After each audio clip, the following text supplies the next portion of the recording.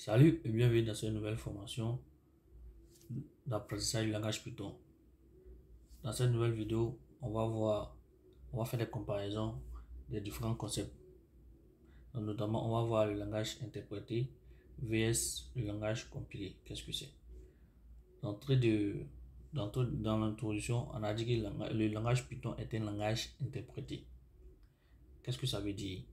Un langage interprété est un langage exécuté ligne par ligne, alors qu'un langage compilé est d'abord compilé par une machine virtuelle et ensuite interprété. Donc, on va voir ça directement dans le code. Qu'est-ce que ça veut dire? Donc, ici, j'ai Python.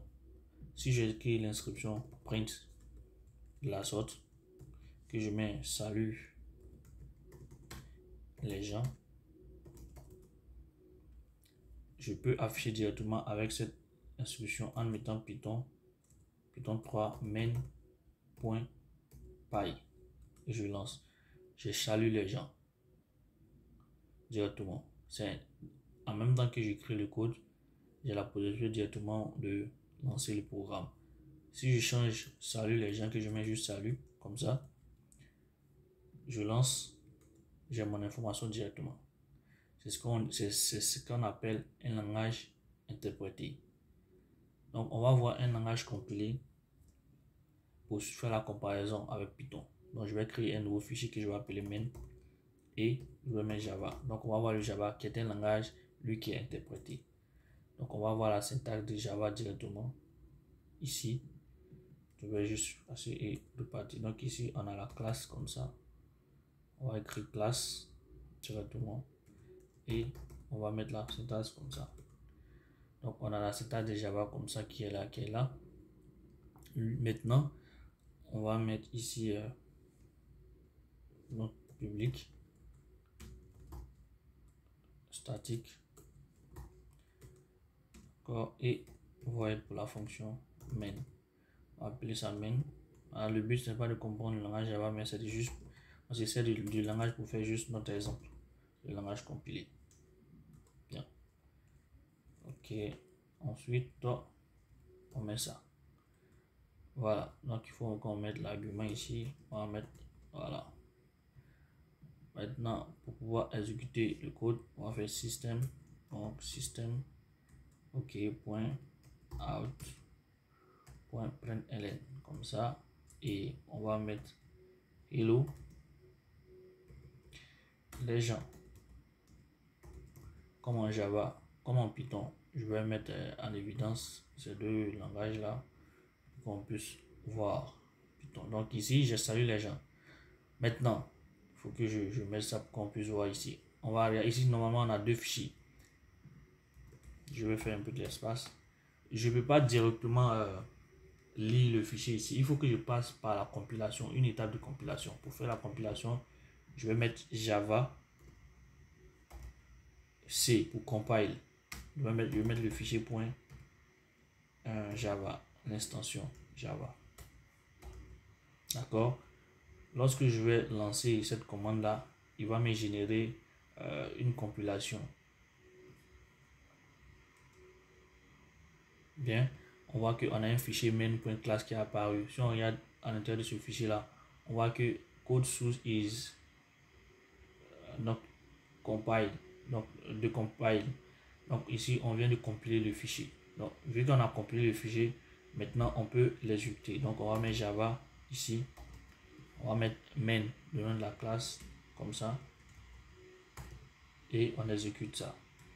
Donc on a hello les gens. Donc ici on a mis juste print et on met Python pour exécuter. Tandis que pour Java qui est un langage compilé, il faut passer par l'étape de compilation avant de pouvoir l'exécuter. Ok. Et lorsqu'on regarde la syntaxe ici, Python est plus facile. Okay. Avec une seule instruction, on arrive à faire quelque chose. Mais avec JavaScript, on a plusieurs lignes qui sont déjà utilisées. Mais chacun a ses forces, chacun a ses inconvénients. Quel est l'inconvénient d'un langage compilé? Par exemple, si je fais des modifications ici, si je fais ça, je viens ici, d'accord, si je fais comme ça, comme modification, hello les gens, et si j'exécute le programme Java, .main, j'ai toujours hello les gens. Alors que ici, j'ai changé, j'ai mis hello. Et ce n'est pas le cas de Python. Si c'était en Python, automatiquement, on aura le résultat. Donc, il faut passer par l'étape de compilation encore. Donc, ce que je vais faire, je vais reprendre la compilation. Java main. Une fois que c'est fini, je mets Java main pour pouvoir afficher. Donc, j'ai hello. Vous voyez? Donc, ça peut être un handicap, comme ça peut être un avantage. Donc, le code s'exécute plus lentement. Python, le code s'exécute plus rapidement. Bon, on verra un peu plus loin dans la formation la contrainte. Maintenant, j'ai la possibilité de mettre directement, si je change ça, je vais mettre hello les gens. Je vais remettre ça. Maintenant, si je fais Java directement, Java, comme ça, et je mets main.java. Donc, cette commande va faire la compilation directement. Donc, je supprime ça. Ce fichier-là, je supprime ça. Je supprime. Donc, si je fais cette commande-là, ça va faire d'abord la compilation et ça va faire l'exécution. Ça va faire les deux étapes, ces deux étapes-là en un. Donc, on aura hello les gens. Mais il faut comprendre qu'il a fait d'abord la compilation et par la suite, il a fait l'exécution. Donc, c'est un peu ce qu'il faut savoir d'un langage interprété et d'un langage compilé. Après, on va voir le typage statique versus le typage dynamique.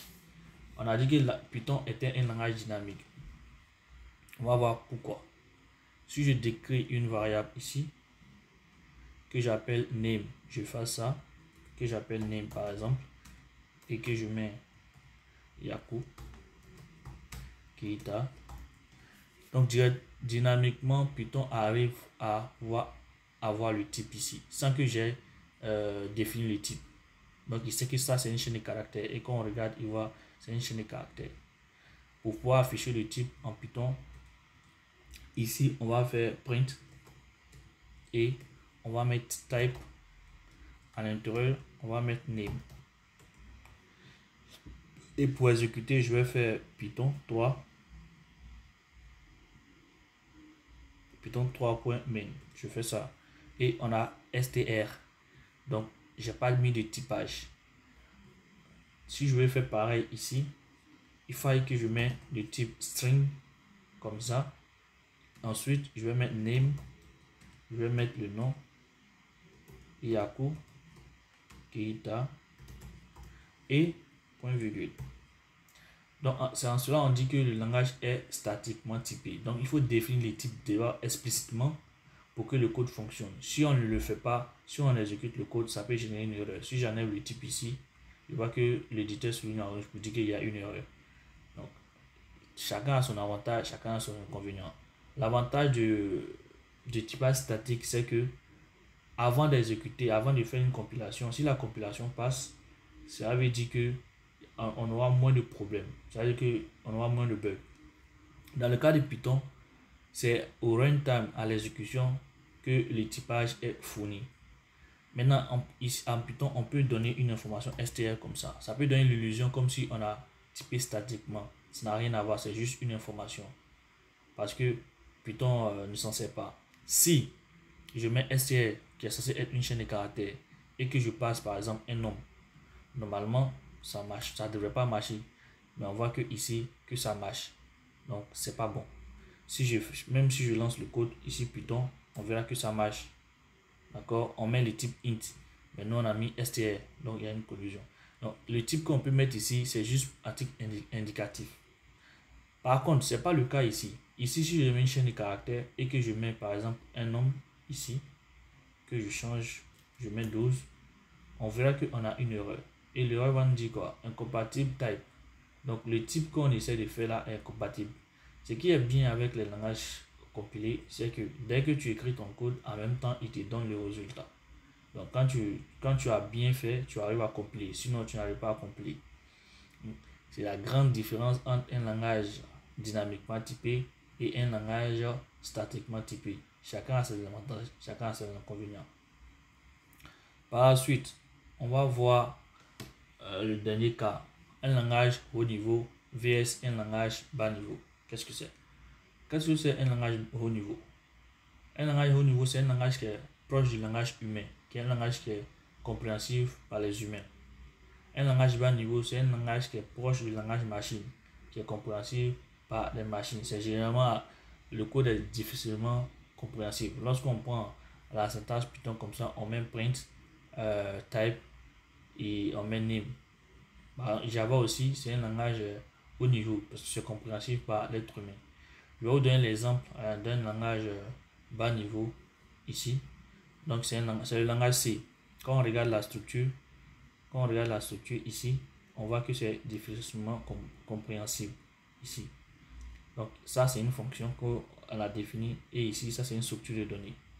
Donc on voit que le langage est difficilement compréhensible. Après, si vous rentrez dans les spécificités de ce langage là, vous allez voir qu'il y a des syntaxes qui sont compliquées à assimiler. Voilà.